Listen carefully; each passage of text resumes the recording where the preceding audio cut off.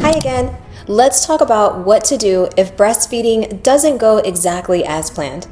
Because for most families, it takes time to figure out.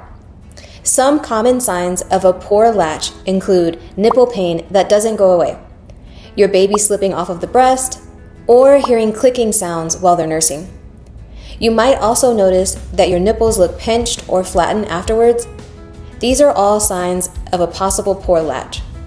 But the good news, there are simple things that you can try to improve the latch, such as repositioning your baby so their nose is lined up with your nipple and waiting for that big, wide open mouth before latching. You can experiment with different holds. Sometimes football hold or cross-cradle hold make a huge difference, so don't be afraid to try those different holds.